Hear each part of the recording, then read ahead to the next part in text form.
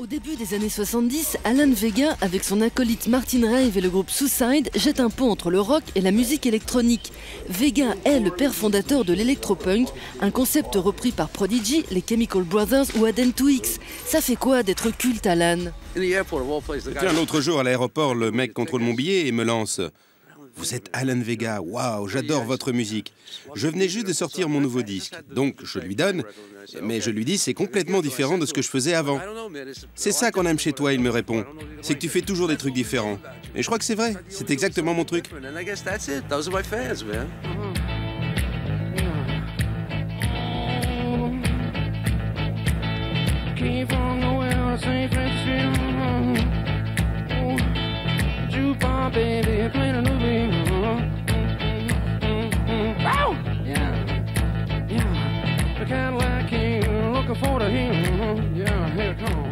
En 1980, Alan Vega sort son premier hit, Jukebox Baby. Il mélange rythmique emprunté au rockabilly et nappe de synthétiseur.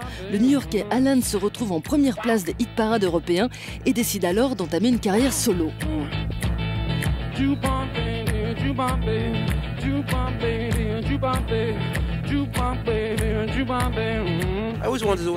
Jukebox Baby, c'est du rockabilly. C'est un truc timbré du genre vieil Elvis. Suicide n'avait pas grand-chose à voir avec ça. Tout ce que je voulais, c'était écrire un nouveau tube de rockabilly. J'ai jamais fait beaucoup d'argent. Je ne savais même pas que j'avais écrit un tube. Ma musique à la radio, c'était un peu surréaliste. Je me suis aperçu de tout ça des années plus tard. Mais j'ai jamais été riche. Le seul moment où on a eu du fric, Martin Rave et moi, c'est quand on a fait Ghost Rider pour le film The Crow. C'est grâce à cette chanson qu'on a fait de l'argent. Ah, si seulement je pouvais en faire une autre. Oh, if only I got another one.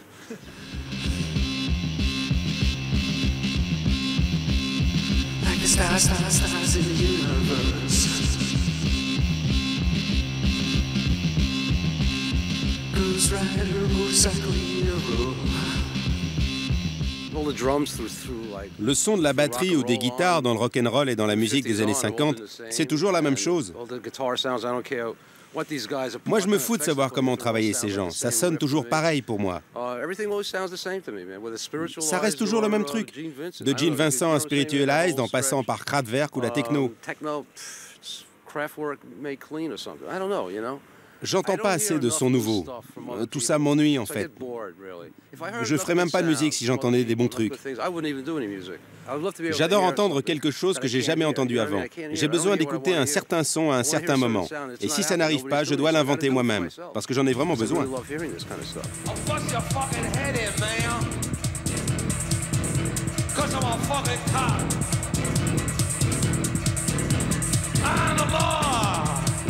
Do what the fuck I wanna do, man. I'll rip your head dry. I'll rip your arm down. I'll fuck your life away. Fuck it on. En 98, la scène techno en pleine explosion redécouvre ses pionniers. Suicide décide de se reformer pour une mini-tournée anglaise. Un nouveau public craque pour cette alternative pure et brute au son policé d'un Kraftwerk. La musique de Suicide, c'est du blues. C'est le blues de la rue. Kraftwerk, c'était plutôt de la musique de studio. Ces mecs ne vivaient pas dans la rue. Ils vivaient pépère dans une ambiance universitaire. Mais moi, non. Dans la vie, il y en a qui ont des couilles et d'autres qui ont un autre genre de couilles. Moi, j'ai vécu toute ma vie dans le métro et dans la rue. Et Martin Rave aussi.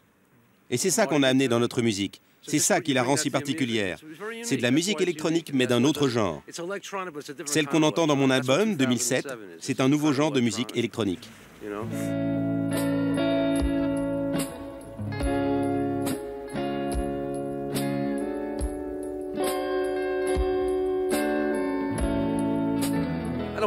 Je me fous d'être très riche.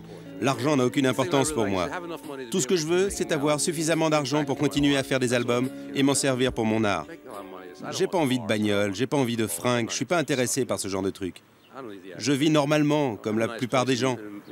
J'ai un endroit sympa à New York, avec ma femme et mes gosses, et je suis heureux comme ça, alors.